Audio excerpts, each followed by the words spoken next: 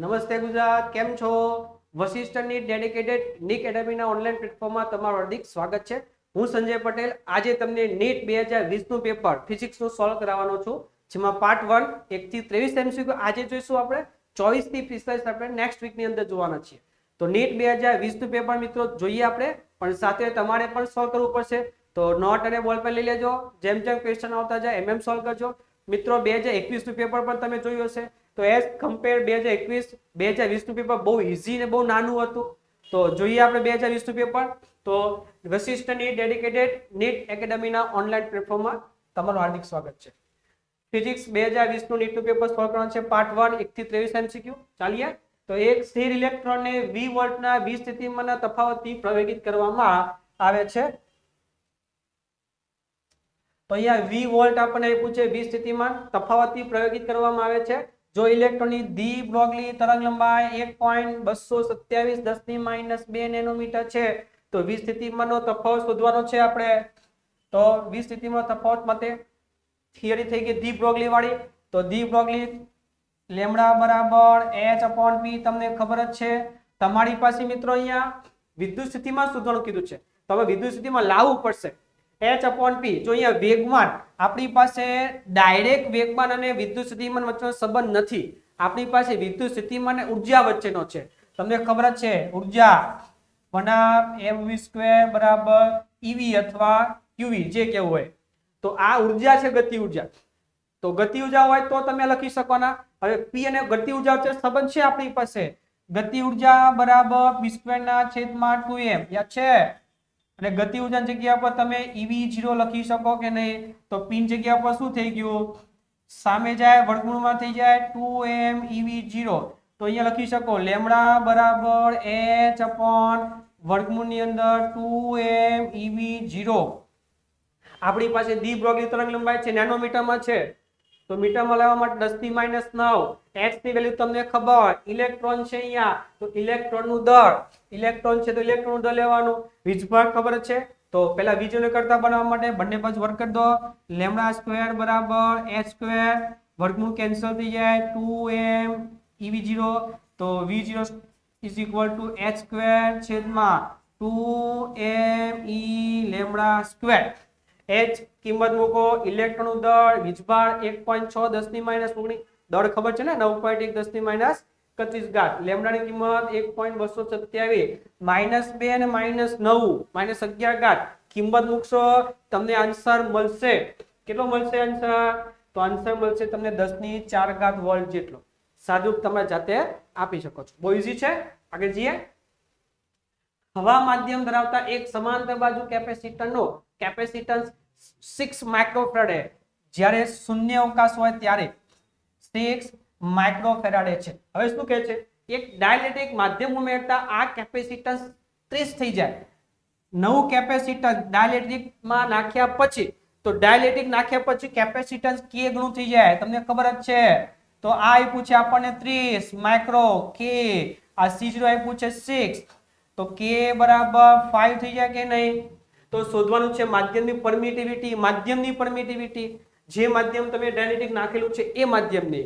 તો આપણી પાસે k છે, તો યાદ કરો k ની જગ્યા પર ε/ε0 લખાય કે નહીં? જે ε0 મતલબ શૂન્ય અવકાશી પરમિટિવિટી અને એપ્સિલોન મતલબ જે માધ્યમનું દ્રવ્ય છે એનું, જે આપણે શોધવાનું છે. તો એપ્સિલોન બરાબર 5 × ε0. ε0 કિંમત મૂકી દો 8.85 વાળી ઘાત મૂકીને સાદરૂપ આપી દો. તમને આન્સર કેટલો મળશે આમાં? b 0.44 10⁻10. કિંમત આપી જ છે એપ્સિલોન ની તમને, ε0 ની. ખબર પડી? આ શૂન્ય અવકાશ, બીજું માધ્યમ એડ કરો, કેપેસિટન્સ k ગણું થઈ જાય. આ 30 આ 6 એટલે k મળી ગયો તમને 5. ડાઇલેક્ટ્રિક અચળાંક. ડાઇલેક્ટ્રિક અચળાંક આપણે પહેલા ચેપ્ટરમાં પણ જોઈ ગયા છે. k બરાબર સાપેક્ષ પરમિટિવિટી તરીકે ε/ε0 યાદ છે ને? k ને આપણે સાપેક્ષ પરમિટિવિટી પણ કીધું હતું પહેલા ચેપ્ટરમાં. ને એપ્સિલોન r ની જગ્યા પર તમે ε/ε0 પણ જોયું હતું. તો એના ઉપરથી આપણને એપ્સિલોન મળી જાય. સિમ્પલ. ક્લિયર? આગળ જઈએ. R1 ને R2, જે R1 ની કિંમત 1.5 છે અહીંયા. 1.5 R2. ત્રિજ્યાના તાંબાના બે ઘન ગોળાઓના તાપમાનમાં 1 કેલ્વિન જેટલો વધારો કરવા જરૂરી ઉષ્માનો જથ્થાનો ગુણોત્તર 1 કેલ્વિન જેટલો તાપમાનમાં ચેન્જ લાવો છે એના માટે જે ઉષ્મા જોઈએ એનો ગુણોત્તર શોધવાનો છે R1 ને R2 માટે. તો મિત્રો તાપમાનમાં વધારો કરવા માટે, તાપમાનનો ફેરફાર કરવા માટે જરૂરી ઉષ્માનું સૂત્ર કયું? Q બરાબર mc ડેલ્ટા T. યાદ છે? તાપમાનનો ફેરફાર કરવાનો છે. અહીંયા ફેરફાર બંને માટે R1 ના ગોળા માટે, R2 ના ગોળા માટે સેમ છે. આ CH વળાંક એ પણ સેમ, પરંતુ અહીંયા m સમાન નથી, ત્રિજ્યા અલગ છે. આપણે ત્રિજ્યા સ્વરૂપમાં લાવવું હોય તો દળની જગ્યા પર ઘનતા ઇન્ટુ કદ લખી શકીએ કે નહીં? લખાય ને? દળ એટલે ઘનતાના ઇન્ટુ કદ. તો દ્રવ્ય એક જ છે, બંને તાંબુ છે, મને રો અચળ થઈ ગયું પાછું. તો v એટલે શું લખાય? ગોળો છે તો 4/3 પાઈ r નો ઘન c ડેલ્ટા t m ના m. આના પર કહી શકું q ચલે છે r નો ઘન, કારણ કે બાકી બધું કેવું અચળ છે. એક જ દ્રવ્ય, રો અચળ, પાઈ 4/3 અચળ, c અચળ, તાપમાનનો ફેરફાર અચળ. તો આપણે q1/q2 પૂછેલું છે, તો r1/r2 આખાનો ઘન લખી શકો. આખાનો ઘન, બંને ઘન જ આવશે. તો r1 ની જગ્યા પર 1.5 r2, તો અહીંયા 1.5 r2 છેદમાં r2 આખાનો ઘન. r2 કેન્સલ થઈ જાય, 1.5 એટલે 3/2 થાય કે નહીં? એનો ઘન કરો ચાલો. તો 3 નો ઘન 27, 2 નો ઘન 8, તો ગુણોત્તર 27 ના છેદમાં 8. ડી ઓપ્શન હોવું જોઈએ. તો આન્સર છે ડી. સિમ્પલ. નેક્સ્ટ, નીચેનામાંથી કયો આલેખ તાંબા માટે અવરોધકતા, તાંબુ સુવાહક મેટલ નો તાપમાન સાથેનો બદલાવ દર્શાવ્યો છે? ચોપડીનો બેઠો આલેખ છે મિત્રો. તો આનો આન્સર છે બી. 0 કરતા ઓછું તાપમાન હોય, બરોબર, 0 કરતા ઓછું સેલ્સિયસમાં. તમે આલેખ જોજો, કેલ્વિનમાં હશે બધું મૂલ્ય, સેલ્સિયસમાં માઇનસમાં જાય. 0 કરતા ઓછા તાપમાનમાં આલેખ તમને આવો મળે. ચોપડીનો દાખલો છે કોન્સેપ્ટ બેઝ. તો આન્સર થઈ ગયો બી. નેક્સ્ટ જો, એક કણ કે જેનો સ્થાન સદિશ r આપ્યો છે, r બરાબર 2k કેરેટ, તેના પર ઉદ્ગમ બિંદુની સાપેક્ષે જ્યારે 3j ન્યૂટન બળ લગાવવામાં આવે, F = 3j ન્યૂટન, તો ત્યાંનું ધ્રુવણ બળ એટલે કે ટોર્ક શોધવાનું છે. આ નામ યાદ રાખવા બધા, ટોર્કના બીજા નામ. તો r અને f ઉપરથી ટાઉ કેમ મળે? ટાઉ બરાબર r ક્રોસ f. r એટલે 2k કેરેટ ક્રોસ 3j, 3 દુ 6 અને k ક્રોસ j. સદિશ ગુણાકાર આવડે છે? k ક્રોસ j એટલે -i, તો -6i તમને ટોર્ક મળે. તો -6i. તો અહીંયા લખવામાં ભૂલ છે, આ j ની જગ્યાએ i આવશે. તો અહીંયા k છે, આ j છે, તો -i. અહીંયા -i આવશે, મતલબ બી આન્સર. ક્લિયર? એટલે i લખી નાખજો અહીંયા. નેક્સ્ટ જો, થ્રેશોલ્ડ આવૃત્તિથી 1.5 ગણી આવૃત્તિનો પ્રકાશ એ પ્રકાશ સંવેદી દ્રવ્ય પર આપાત થાય છે. થ્રેશોલ્ડ આવૃત્તિ f0 છે, એના કરતા 1.5 ગણો છે. f બરાબર 1.5 f0 થયું કે નહીં? તો પ્રકાશ સંવેદી દ્રવ્ય પર આપાત થાય. આ આવૃત્તિ આપાત થાય. ચાલો હવે જો જે આવૃત્તિ અડધી એટલે તીવ્રતા બમણી આવે તો ફોટોઇલેક્ટ્રિક પ્રવાહ શું થાય? જે આવૃત્તિ અડધી, તો નવી આવૃત્તિ કેટલી થઈ ગઈ? અડધી. આના કરતા f/2 કરતા અડધી, બરોબર. તો તીવ્રતા બમણી કરવામાં આવે. જોજો મિત્રો, તીવ્રતા બમણી કરવાથી માત્ર સંખ્યા બદલાય ઇલેક્ટ્રોનની, જે ઉત્સર્જિત થાય એની, આવૃત્તિ ચેન્જ નથી થતી. તો તીવ્રતાની અસર આવૃત્તિ પર થશે નહીં. તો આવૃત્તિ અડધી કરવામાં આવે તો ફોટોઇલેક્ટ્રિક પ્રવાહ શું થશે? મતલબ પ્રવાહ 4 ગણો થાય, ચોથા ભાગનો 0, બમણો પ્રવાહ વધે ઘટે શું થાય જોઈએ. તમને ખબર છે, કોઈ પણ સપાટીમાંથી જો ઇલેક્ટ્રોનનું ઉત્સર્જન કરવું હોય, ફોટોઇલેક્ટ્રિક અસર ઉત્પન્ન કરવી હોય, તો તમે જે પ્રકાશ આપાત કરો છો એની આવૃત્તિ અને થ્રેશોલ્ડ આવૃત્તિથી વધારે હોવી જોઈએ. તો આ જે આવૃત્તિ છે એ f0 કરતા મોટી હશે તો જ ફોટોઇલેક્ટ્રિક અસર ઉત્પન્ન થવાની. તો જોઈએ, તો ભાઈ f' બરાબર 1/2 m ના m, f ની જગ્યાએ શું લખીએ? 1.5 એટલે કે 3/2 f0. તો તમે જોઈ શકો f' બરાબર 3/4 f0, 3/4 લેસ ધેન થશે, મતલબ તમારું f' છે f0 કરતા ઓછું થયું મિત્રો. આપણે વધારે જોઈએ ફોટોઇલેક્ટ્રિક અસર ઉત્પન્ન કરવા માટે, ઓછું છે મતલબ ફોટોઇલેક્ટ્રિક અસર થવાની નથી, મતલબ પ્રવાહ કેવો થઈ ગયો? 0. એટલે આ આપણને આપ્યું છે. હવે નવી આવૃત્તિ કેટલી? આના કરતા અડધી. તો નવી આવૃત્તિ થ્રેશોલ્ડ કરતા ઓછી થઈ ગઈ, તો ઓછી થઈ ગઈ તો પછી ફોટોઇલેક્ટ્રિક અસર થવાની નથી, કારણ કે આપણે કોન્સેપ્ટ ખબર છે, ઇલેક્ટ્રોનને ઉત્સર્જિત કરવા હોય તો મિનિમમ થ્રેશોલ્ડ આવૃત્તિ આપવી પડે. બરોબર, એટલે આન્સર થઈ ગયો આપણો સી. પછી આગળ જઈએ, એક નાના કોણ પ્રિઝમ મતલબ પાત્રો પ્રિઝમ કહેવાય. પ્રિઝમ કોણ એ છે ની એક સપાટી પર એક કિરણ આપાત થાય, આ ખૂણે આપાત થાય અને વિરુદ્ધ સપાટીથી લંબ નિર્ગમન પામે, લંબ રૂપે નિર્ગમન પામે. આ રીતની આકૃતિ બની શકે. નાનો પ્રિઝમ હોય આ રીતનો, તો અહીંયાથી આ કોણે આપાત થયો, અહીંયાથી લંબ રૂપે નિર્ગમન પામે. લંબ રૂપે નિર્ગમન પામે તો અહીંયા જે R2 હોય 0 થઈ જાય કે નહીં? R2 0 થાય તો અહીંયા R1 કેટલું થાય? સપાટી પર R1 તમને ખબર છે અહીંયા A બરાબર R1 પ્લસ R2, તો આ તો 0 થઈ ગયું. તો R1 બરાબર આપણે શું કહી શકીએ? એ કહી શકીએ કે નહીં? જો આ પ્રિઝમમાં દ્રવ્યનો વક્રી પૂર્ણાંક μ હોય તો આપાત કોણની ખાલી જગ્યા નજીકનો છે, આપાત કોણ શોધવાનો છે. તો R1 મળી ગયું. તો આ બિંદુ વગર સ્નેલનો નિયમ N1 sin I બરાબર N2 sin R1.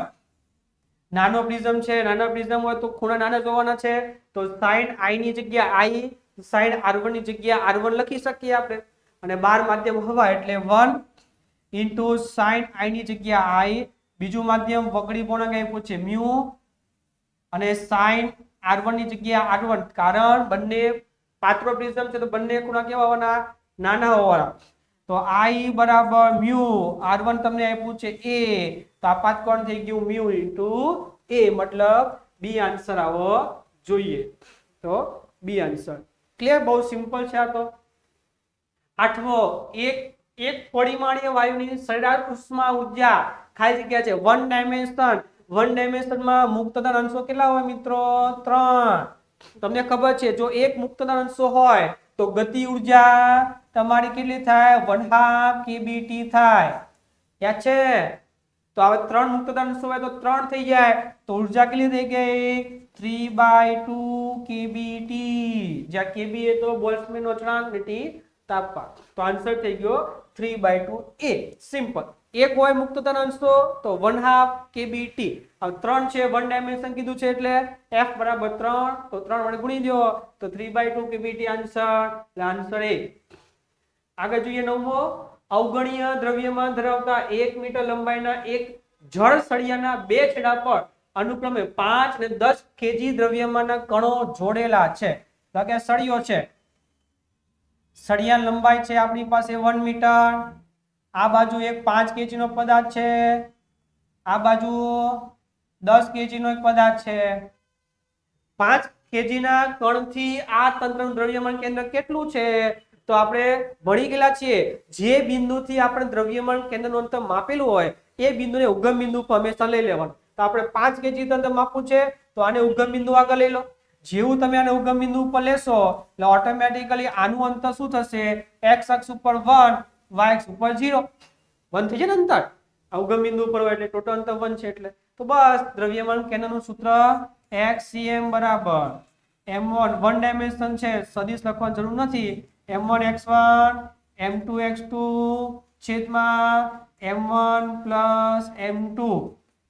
તો x1 તો 0 એટલે આપણે તો 0 થઈ ગયું, m2 આપ્યું છે 10, x2 છે 1 છેદમાં m1 એટલે 5, m2 એટલે 10. તો દ્રવ્યમાન કેન્દ્ર 10 છેદમાં 15, 5 દુ 10, 5 તેરી 15, જે આવે ભાગાકાર એ તમારું મીટરમાં જવાબ આવશે. તમને ઓપ્શન સેન્ટીમીટરમાં આપેલા છે તો તમે 2/3 જે મીટરમાં આવે સેન્ટીમીટર લઈ જજો, 100 વડે ગુણી નાખજો તો આન્સર તમારો કેટલો આવવો જોઈએ? 67 સેન્ટીમીટર. જોજો સેન્ટીમીટર છે, આ મીટરમાં છે, 100 વડે ગુણજો સેન્ટીમીટરમાં તમને મળી જશે. સિમ્પલ છે. નેક્સ્ટ જો સમાન ક્ષમતા ધરાવતા બે નળાકારો A અને B ને એકબીજા સાથે એક સ્ટોપ કોક થી જોડેલ છે. આપણી પાસે બે નળાકાર છે આ રીતના, આ બે નળાકાર, બેને જોડી દો, આ B અને આ A, જેથી સ્ટોપ કોક થી જેથી આપલે થાય ને હમણાં. પછી એ એક પ્રમાણભૂત તાપમાને દબાણે એક આદર્શ વાયુ ધરાવે છે. આ છે આદર્શ વાયુ, આદર્શ વાયુ જેનું આદર્શ દબાણ તાપમાન છે, જે B સંપૂર્ણ ખાલી, આ ખાલી છે. હવે આખી પ્રણાલી ઉષ્મીય અવાહક છે, મતલબ આખી પ્રણાલીને ઉષ્મીય અવાહક મતલબ બહારથી કોઈ આપલે ઉષ્મા ના થઈ હતા. આ સ્ટોપ કોક ને અચાનક ખોલવામાં આવે તો આ પ્રક્રિયા કઈ થશે? તો તમે જેવું આને ઓપન કરી દો એટલે આમાં વાયુ હતો, આમાં ખાલી હતું, તો વાયુ આમથી આમ જાય કે નહીં? તો કઈ પ્રક્રિયાથી જશે? તો ખબર પડી જાય હમણાં આરામથી. 4 ઓપ્શન છે, સમોષ્મી, સમકક્ષ, સમદાબ, સમતાપી. એમાં ઓબ્વિયસલી છે ઉષ્મા આપલે થવાની નથી. જે ઉષ્માની આપલે ના થાય તો ઉષ્મા અચળ હોવાની છે. ઉષ્મા અચળ હોય કઈ પ્રક્રિયા ભાઈ? સમોષ્મી પ્રક્રિયા. તો આન્સર થશે આપણો સમોષ્મી. સિમ્પલ. જો આ અવાહક આવરણ ના હોત તો આપણે કંઈક અલગ બોલી શકતે, પણ અવાહક આવરણ છે મતલબ બહારથી ઉષ્મા અંદર નથી જવાની કે બહાર જવાની નથી, તો પછી ઉષ્મા અચળ થઈ જાય, તો સમોષ્મી પ્રક્રિયા બોલી શકાય. નેક્સ્ટ, યંગના ડબલ સ્લિટના પ્રયોગમાં જે સુસંબંધ ઉદ્ગમો વચ્ચેનું અંતર અડધું, સુસંબંધ ઉદ્ગમો વચ્ચેનું અંતર અડધું મતલબ સ્મોલ ડી અડધું, અને પડદાનું સુસંબંધ ઉદ્ગમોથી અંતર બમણું, કેપિટલ ડી બમણું કરી દેવાનું, મતલબ સ્મોલ ડી ડેશ d/2 અને capital D dash 2 capital D બમણું કરવામાં આવે તો સલાહકાની પહોળાઈ, સલાહકાની પહોળાઈ શું લખાય? x d/d. તો બીટા ડેશ x એમ ના એમ d બમણું કરી નાખો અને d કરી નાખો અડધું, 2 ઉપર જાય તો 4x d છેદમાં d. તો નવી જે સલાહકાની પહોળાઈ થઈ એ જૂની કરતા કેટલા ગણી થઈ? 4 ગણી. સિમ્પલ. 2 સ્ટેપના દાખલા છે મિત્રો, બહુ ઈઝી અને બહુ નાનું પેપર. તો 4 ગણી સલાહકાની પહોળાઈ આપણી થાય તો બી આન્સર આવી જાય. નેક્સ્ટ, એક અવરોધ માટે વર્ણ સંકેત નીચે આપેલ છે. પીળો, જાંબલી, ભૂરો એટલે બ્રાઉન, સોનેરી મતલબ ગોલ્ડ. તો અવરોધનું મૂલ્ય તમારે કહેવાનું છે ટોલરન્સ સહિત. તો આપણી પાસે પેલું યાદ છે બીબી રોય ગો ટુ બોમ્બે વાળું, Bibi Roy go to Bombay via gateway, gold, silver અને નો કલર વાળું. તો અહીંયા 0 1 2 3 4 5 6 7 8 9 આ બે અક્ષર માટે 0 1 લખી દેવાનું. તો પહેલો કલર જોઈ લઈએ પીળો. પીળા કલરમાં ક્યાં આવે છે? યલો. યલો મતલબ પહેલો અક્ષર થઈ ગયો 4. બીજામાં પણ સેમ જોવાનું 1 2 3 4 5 6 7 8 9. બીજો કલર છે જાંબલી. જાંબલી મતલબ વાયોલેટ, તો 7 મતલબ 4 7. ત્રીજો કલર હોય 10 ની 0 ઘાત, 10 ની 0 1 2 10 ની 3 10 ની 4 એ પ્રમાણે આગળ વધવાનું આવે. 10 ની 5 10 ની 6 10 ની 7 10 ની 8 10 ની 9 ઘાત. આ રીતે આગળ જવાનું હોય છે. તો કયો કલર છે? જાંબલી આવી ગયો. ભૂરો બ્રાઉન. તો બ્રાઉન એટલે 10 ની 1 મતલબ 10 ની 1. અને છેલ્લો કલર ટોલરન્સ નો સોનેરી ગોલ્ડ. ગોલ્ડ એટલે 5% મતલબ 5%. તો થઈ ગયું 470 પ્લસ ઓર માઇનસ 5%. તો 470 C option, 470 plus or minus 5%. Simple. Colour કોડવાનું છે, સિમ્પલ છે. 13મો જો 0.2 મીટર ક્યુબ કદના અવકાશમાં એક ચોક્કસ ક્ષેત્રમાં 5 વોલ્ટનો સમાન વિસ્થિતિમાન જોવા મળે છે. આવું આપણી પાસે કોઈ ક્ષેત્ર છે, કારણ કે આ કદ છે. કદ તમને કેટલું આપ્યું છે? 0.2 મીટર ક્યુબ. આ કદની અંદર ચોક્કસ ક્ષેત્રમાં 5 વોલ્ટનો સમાન, આ બધી જગ્યા ઉપર તમને 5 વોલ્ટ વિદ્યુત સ્થિતિમાન મળે છે અચળ. તો આ ક્ષેત્રમાં વિદ્યુત ક્ષેત્રનું પરિમાણ કેટલું? વિદ્યુત ક્ષેત્ર કેટલું હશે? તો યાદ કરો, કવચમાં એક કોન્સેપ્ટ ભણ્યા હતા આપણે કે કવચની અંદર કોઈ વિદ્યુત ભાર ના હોય તો વિદ્યુત ક્ષેત્ર 0 હોય, પરંતુ સ્થિતિમાન 0 નથી હોતું. સ્થિતિમાન સપાટી જેટલું અચળ. કોઈ પણ જગ્યા ઉપર તમે જાઓ બધી જગ્યા અચળ હોય v. આ કોન્સેપ્ટનો અહીંયા ઉપયોગ કરવાનો છે.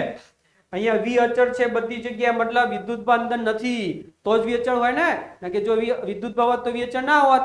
તો v અચળ છે મતલબ અંદર વિદ્યુતભાર નથી, તો વિદ્યુત ક્ષેત્ર કેટલું થવું જોઈએ? 0 થવું જોઈએ. તો વિદ્યુત ક્ષેત્ર કેટલું હશે ભાઈ?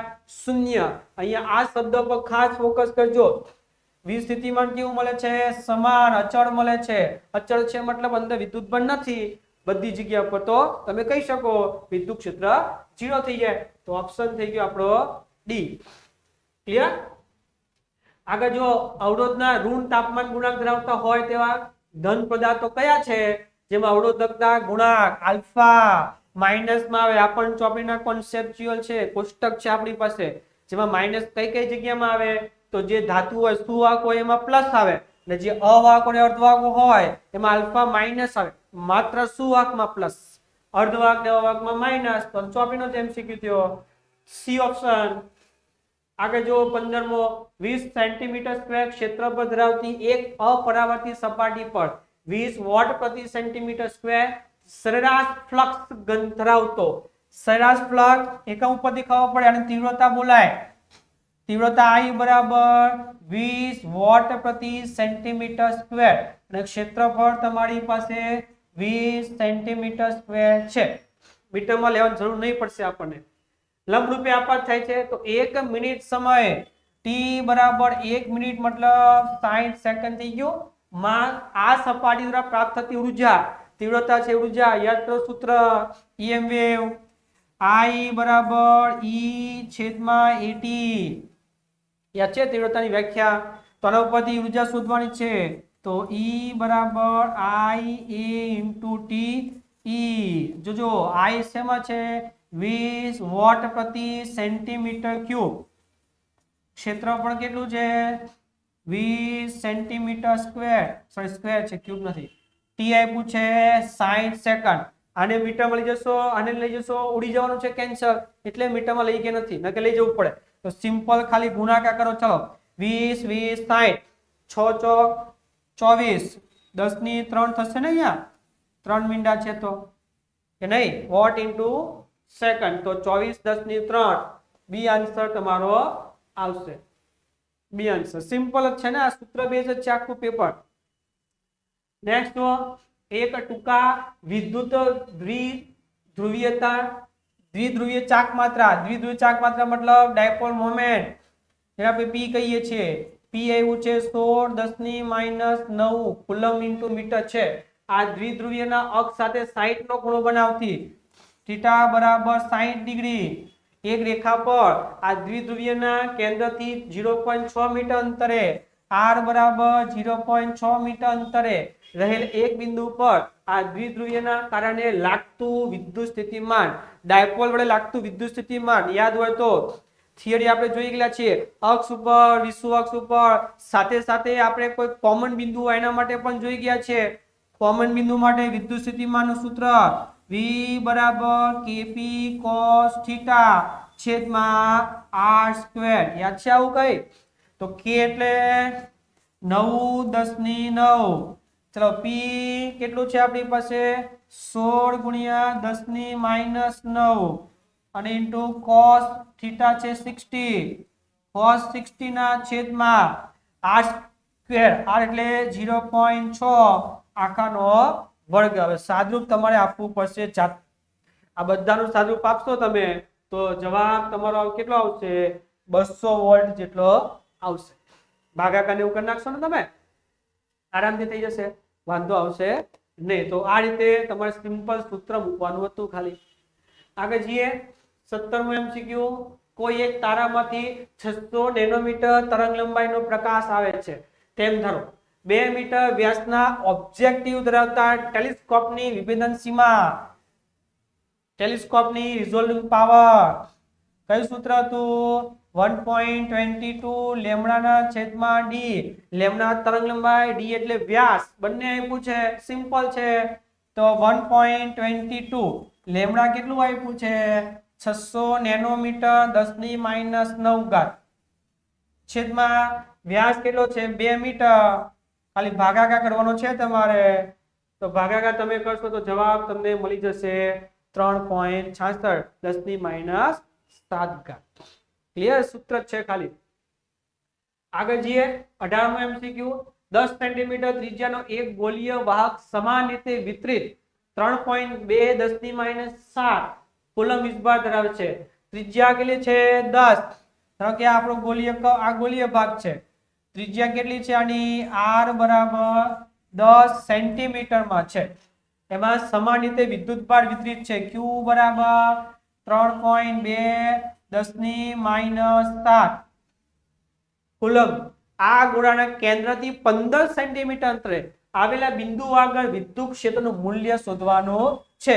કેન્દ્રથી 15 સેન્ટીમીટર મિત્રો, ત્રિજ્યા 10 છે અને 15 અંતર શોધવું છે તો બિંદુ અંદર હશે, સપાટી પર હશે કે બહાર હશે? યસ, બહાર હશે, કે 15 છે અંતર, તો અહીંયાથી 15 સેન્ટીમીટર અંતરે તમારે લેવાનું છે બિંદુ, અને આ બિંદુ આગળ વિદ્યુત ક્ષેત્ર શોધવાનું છે. તો આપણે જોઈ ગયા છે કોઈ પણ બહારનું બિંદુ હોય તો વિદ્યુત ક્ષેત્રનું સૂત્ર એક જ આવે ખાલી. પહેલા ચેપ્ટરમાં ગમે તે હોય, ગોળો હોય, કવચ હોય, ગમે તે હોય, જો બિંદુ બહાર આવે તો એક જ સૂત્ર આવે, E બરાબર KQ ના છેદમાં R². યાદ છે? આ સિમ્પલ. બહાર છે એટલે તો K ની જગ્યા પર 9 10 ની 9 ઘાત વિદ્યુત ભાર 3.2 10 ની -7 છેદમાં R એટલે 10 સેન્ટીમીટર મતલબ 0.1 નો વર્ગ ગુણાકાર તમારે કરવાનો છે. તો વિદ્યુત ક્ષેત્ર તમને કેટલું મળી જશે? 1.28 10 ની 5 ઘાત ન્યૂટન પ્રતિ કુલમ. બહારના બિંદુ માટે સિમ્પલ. ક્લિયર? આગળ જઈએ 19મો. 4 કેજી અને 6 કેજી દ્રવ્યમાનના બે પદાર્થોને એક દ્રવ્યમાન રહિત દોરીના છેડાઓ સાથે બાંધી છે. આ ગળગળી બે પદાર્થ બાંધેલા છે. આ દોરી ઘર્ષણ રહિત ગળગળી પરથી પસાર કરેલી છે. આકૃતિ જુઓ તો ગુરુત્વ પ્રવેગ g ના પદમાં આ તંત્રનો પ્રવેગ શોધવાનો છે. ઓબ્વિયસ આ ફિક્સ છે, આ ગતિ નથી કરતી, અને ઘર્ષણ રહિત ગળગળી છે તો આને તમે મૂકો. ઓબ્વિયસલી 6 કેજી ક્યાં જાય? નીચે. અને 4 કેજી ક્યાં જાય? ઉપર. મિત્રો બે રસ્તા, જો તમને શોર્ટકટ યાદ હોય ડાયરેક્ટ કે ભાઈ A એટલે શું, તો A બરાબર ઉપર બાદબાકી દળોની છેદમાં આવે 2 નો સરવાળો કૌંસની બહાર જે આ શોર્ટકટ સૂત્ર. આવું જ્યારે પણ તંત્ર હોય મુક્ત ગતિ કરતું હોય તો પ્રવેગનું સૂત્ર આ. M1 મતલબ મોટું દળ, M2 મતલબ નાનું દળ ઇન્ટુ G. તો જવાબ ડાયરેક્ટ થઈ જાય જો યાદ હોય તો.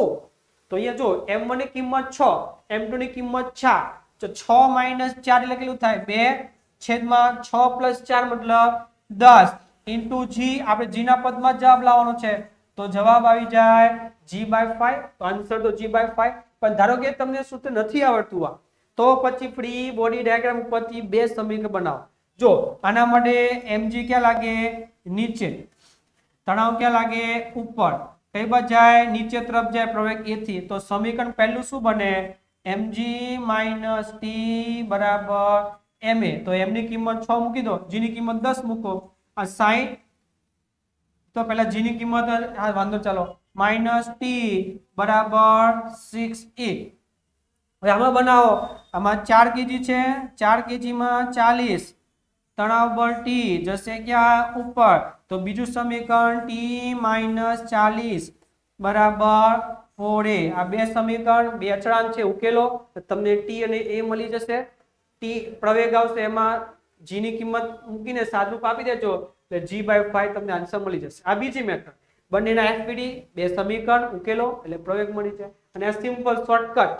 જો બે કુંડલીની આજુબાજુ તંત્ર ગતિ કરતા હોય ત્યારે M1 મતલબ મોટું દ્રવ્ય, M2 મતલબ નાનું, તો ડાયરેક્ટ તમને પ્રવેગ મળી જાય. તો આન્સર થઈ ગયો G/5. તો આન્સર આપણો થશે B.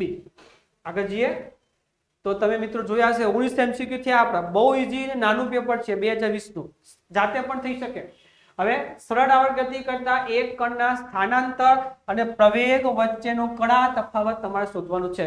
તો તમને યાદ છે પ્રવેગનું સૂત્ર SHM માં A બરાબર -ω² y અથવા x. તો આ A અને આ y, આ બે કડા તફાવત છે, અહીંયા માઈનસ છે મતલબ વિરુદ્ધ દિશામાં થાય કે નહીં? તો કડા તફાવત કેટલો થઈ ગયો? 180. મતલબ આન્સર થઈ ગયો D, પાઈ રેડિયન. બધા જ કોન્સેપ્ટ સિમ્પલ છે. તો આન્સર આવવો જોઈએ D. આગળ જો 21મો. વિદ્યુત ચુંબકીય તરંગની તીવ્રતામાં વિદ્યુત ક્ષેત્ર અને ચુંબકીય ક્ષેત્ર ઘટકોના યોગદાનનો ગુણોત્તર કેટલો? વિદ્યુત ચુંબકીય તરંગ હોય, તમે જોયું છે વિદ્યુત ચુંબકીય તરંગની અંદર વિદ્યુત ક્ષેત્ર પણ હોય અને ચુંબકીય ક્ષેત્ર પણ હોય, પાછું ઇક્વલી હોય. તો તમે જે વિદ્યુત ચુંબકીય તરંગો છે, જે ઉર્જા છે એ બેમાં ઇક્વલી વેચાઈ જાય. ઇક્વલી વેચાઈ જાય તો સરખી ઉર્જા થાય, તો તેનો ગુણોત્તર તમે કરો તો ગુણોત્તર શું થશે? 1:1 થશે. તો 1:1. તો આન્સર થઈ ગયો A. આ પણ કોન્સેપ્ટ છે સિમ્પલ. 22મો ક્વેશ્ચન. એક ગિટારમાં સમાન દ્રવ્યના બનેલા બે તારો A અને B જરાક અસમસોલિત છે અને તે 6 હર્ટ્ઝ આવૃત્તિનો સ્પંદ ઉત્પન્ન કરે છે. સ્પંદની તમને ખબર છે સ્પંદની સંખ્યા 6 છે, મતલબ તમે આને લખી શકો ક્યાં તો FA - FB 6 થશે. ક્યાં તો પછી FB માઇનસ FA આપણને ખબર નથી કયું મોટું છે એટલા માટે બંને શક્યતા ચેક કરવી પડે. હવે જ્યારે બી માં તણાવને જરાક ઘટાડવામાં આવે છે, તણાવ ઘટે મિત્રો તો દોરી જોયું હોય, દોરી આમ એકદમ સ્ટ્રેટ હોય મતલબ ખેંચેલી અવસ્થામાં હોય ત્યારે તમે સ્પંદ ઉત્પન્ન કરો એમાં, અને દોરી એકદમ ઢીલી મૂકી દો અને સ્પંદ ઉત્પન્ન કરો. તમે જોયું હશે કે દોરી ખેંચાયેલી હોય ને, તણાવ વધારે હોય ને ત્યારે એમાં સ્પંદ વધારે બનશે, મતલબ વધારે પડતું આ રીતે થશે. એકદમ ઢીલી હશે દોરી તો ધીમે ધીમે થશે, દોલનોની સંખ્યા ઓછી મળશે. તો તણાવ વધારે હોય તો દોલનો ઝડપી થાય, ઝડપી થાય તો આવૃત્તિ વધે, જો દોલન તણાવ ઘટે તો આવૃત્તિ પણ ઘટે. તો જ્યારે બી માં તણાવને જરાક ઘટાડવામાં આવે તો બી માં જો તમારો તણાવ ઘટે તો બી ની આવૃત્તિ પણ ઘટશે. આ સ્પંદની આવૃત્તિ વધીને 7 હર્ટ્ઝ થાય છે, બી ની આવૃત્તિ ઘટે, બરાબર, બી ની આવૃત્તિ શું થાય? ઘટે, પણ સ્પંદની સંખ્યા વધે છે, સ્પંદની સંખ્યા વધે છે. તો બે માંથી કયું લેવાય? જેમાં FB ઘટાડીએ તો જવાબ વધે. તો આમાં જો FB - 100 હતું, હવે જો તમે FB ને ઘટાડો, આ ઓછું થાય તો બાદબાકી હજી ઘટશે, તો મતલબ સંખ્યા ઘટી. પણ જ્યારે આમાં બી ઘટાડો તમે, આ બી ઓછું થાય તો આ મોટું છે તો બાદબાકી વધશે કે નહીં? આ કિંમત FB ની જગ્યાએ FB કરતા ઓછી લઈ લો તો બાદબાકી વધે ને પછી, તો જવાબ 7 થવાનો જ છે એમાં. મતલબ આ કિસ્સામાં 7 થઈ શકે, આમાં થઈ શકે એવું નથી. તો આ કિસ્સો આપણે લઈએ તો આ સ્પંદની આવૃત્તિ વધીને 7 થાય છે. જો A ની આવૃત્તિ 530 હોય તો B ની મૂળ આવૃત્તિ કેટલી? તમારી પાસે A ની આવૃત્તિ મૂળ આપી છે FA, તો FB શોધવાનું છે. તો આ કિસ્સામાં મૂકી દો, FA ની કિંમત કેટલી છે? 530 માઇનસ FB બરાબર અહીંયા શું થશે? 6. તો FB પેલી બાજુ આ બાજુ આવી ગયું, તો FB બરાબર 530 માઇનસ 6 તો કેટલા થઈ જાય? 524. તો 524 હર્ટ્ઝ જવાબ આવવો જોઈએ. મતલબ કયો આન્સર આવશે? એ આન્સર આવશે. એટલે આ રીતે પહેલા ચેક કરવું પડે બંને મેથડ, FA - FB પણ જોવું પડે, FB - FA પણ જોવું પડે. પણ તમે અહીંયા તણાવ ઘટાડો છો તો આવૃત્તિ ઘટે, આવૃત્તિ ઘટે છે પણ સ્પંદની આવૃત્તિ તો વધે છે, મતલબ આ 6 ની જગ્યાએ 7 થવાનું. તો બે માંથી કયા કિસ્સામાં તમે FB ઘટાડો તો એ જવાબ વધે છે એ જોવાનું, એ કિસ્સો તમારે લેવો પડે. આમાં FB ઘટે તો બાદબાકી ઉપરથી ઓર ઘટશે, તો આ તો જવાબ ઘટશે ઉપરથી. પણ આમાં FB ઘટાડશો મૂલ્ય તો બાદબાકી વધશે, તો જવાબ વધવામાં ચાન્સ આમાં છે. તો આ કિસ્સો તમારે લેવો પડે. તો FA ની કિંમત આપી છે, FA શોધી લો તો જવાબ તમને મળશે કેટલો? 524 હર્ટ્ઝ. તો એ આન્સર થઈ ગયો સિમ્પલ. Last question. તમે જો 22 MCQ ક્યારે પૂરા થઈ ગયા ખબર ના પડી, બહુ ઈઝી પેપર હતું 2020 નું. એક આંતરપૃષ્ઠ માટે બુસ્ટર કોણ IB આપ્યો છે, બુસ્ટર કોણ. આમાંથી કયું ઓપ્શન બુસ્ટર કોણ માટે સાચું? યાદ કરો બુસ્ટર નો નિયમ શું હતો? વક્રી પૂર્ણાંક મ્યુ બરાબર tan થીટા. અહીંયા થીટા ની જગ્યાએ શું આપ્યું છે? IB તમને આપ્યું છે. આ વક્રી પૂર્ણાંક, વક્રી પૂર્ણાંકનું મૂલ્ય કોની વચ્ચે હોઈ શકે? તો વક્રી પૂર્ણાંકનું મૂલ્ય 1 થી અનંત ની વચ્ચે ગમે તે હોઈ શકે છે. તો 1 થી અનંત ની વચ્ચે, ચલો મ્યુ ની જગ્યાએ શું મૂકી દો? તો 1 લેસ ધેન મ્યુ ની જગ્યાએ tan IB લેસ ધેન અનંત લખી શકો કે નહીં? બંને બાજુ ઇન્વર્સ લો, ચાલો ઇન્વર્સ. તો અહીંયા tan ઇન્વર્સ 1, અહીંયા tan ઇન્વર્સ કરશો તો tan કેન્સલ તો વધે IB, અહીંયા tan ઇન્વર્સ અનંત તો tan નો કોષ્ટક યાદ છે, tan ઇન્વર્સ 1 મતલબ 45 ડિગ્રી થાય, IB m ના m, tan અનંત એટલે 90 ડિગ્રી, મતલબ IB નું મૂલ્ય 45 ને 90 ની વચ્ચે, તો B ઓપ્શન આવો જોઈએ. ક્લિયર? એટલે વક્રી પૂર્ણાંક બેની વચ્ચે ગમે તે હોઈ શકે. આને ઉપરથી એની જગ્યાએ કિંમત મૂકો, બધી બાજુ ઇન્વર્સ લઈ લો તો આ ઇન્વર્સ મૂકો તો IB થઈ જાય. અહીંયા 1 ઇન્વર્સ, આ અનંત તો કોષ્ટક યાદ છે tan નું, 1 ક્યાં આવે? 45 અને અનંત ક્યાં આવે? 90 આગળ. તો IB નું મૂલ્ય 45 થી 90 ની વચ્ચે, મતલબ B ઓપ્શન થઈ. તો મિત્રો જો કેટલા ફટાફટ 23 MCQ થઈ ગયા. બહુ સિમ્પલ પેપર હતું. તો આજે આપણે 23 MCQ સોલ્વ કરવાના હતા. 23 આપણે અહીંયા પૂરા કરેલા છે. નેક્સ્ટ ટાઈમ જ્યારે પણ આપણે મળવાના છીએ નેક્સ્ટ સેટરડે, તે બીજો પાર્ટ 2020 નો 24 થી 45 આપણે સોલ્વ કરવાના છે. તો ફરી પાછું આવતા શનિવારે આપણે મળીએ. ત્યાં સુધી આવજો. વશિષ્ઠ છે તો શક્ય છે.